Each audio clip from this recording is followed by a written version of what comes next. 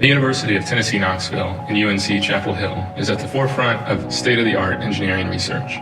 We are constantly looking for new solutions to the world's greatest challenges, working alongside the brightest minds in industry and government. The U.S. Department of Transportation is a sponsor of the Collaborative Sciences Center for Road Safety based at UNC Chapel Hill. The center invests in research and development of artificial intelligence, applications, and enhancing transportation safety.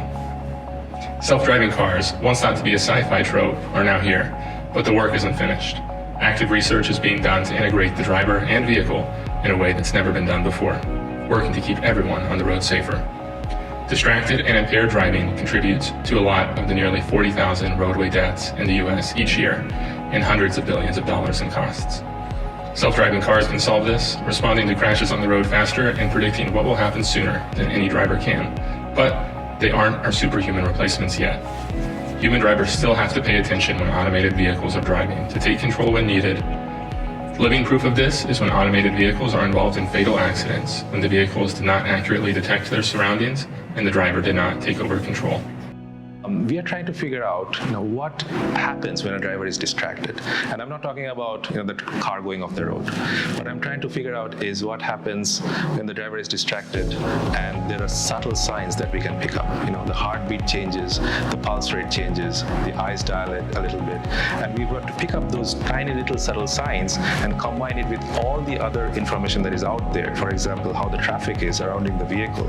And then combine all of that in figuring out if the driver is distracted or there is something going on that is not exactly normal, and we can take some kind of an action to fix it. Problem in doing this research, which is we cannot really get experimental data, right? So we cannot go outside and put someone in harm's way for collecting this data. That's why we use these simulators. Okay, and using these simulators, we can put sensors on a person. We can design exact scenarios where we want to get data, and then we can do that in a safe environment inside the room.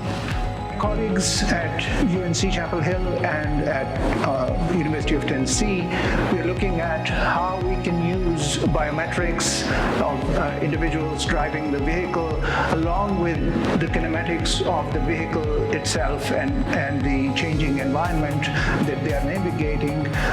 We are using all of this information to complete the picture and also we are trying to see if we can harness that data to get a prediction of how risky the person is in terms of driving and to give warnings in case we find that the risk exceeds a certain limit, and we can warn the driver or take over control and be able to use the artificial intelligence, event stream processing, as well as convolution neural networks for identification of patterns.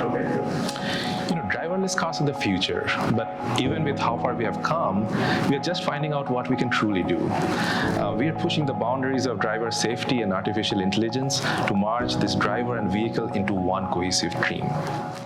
So oftentimes we find patterns in data that come from the vehicle's kinematics. That is, if a person is driving fast or slow, or if there's a jerky movement, and that data helps us figure out how the performance of the vehicle is going. But in addition, what we can do is get leading indicators from the biometrics data, which would be adding another dimension, and where microseconds are important in safety, this helps us predict better and sooner whether a crash is imminent or not, and what can we do to prevent it. So basically, adding the biometrics would help us in this quest to get better safety into our transportation system.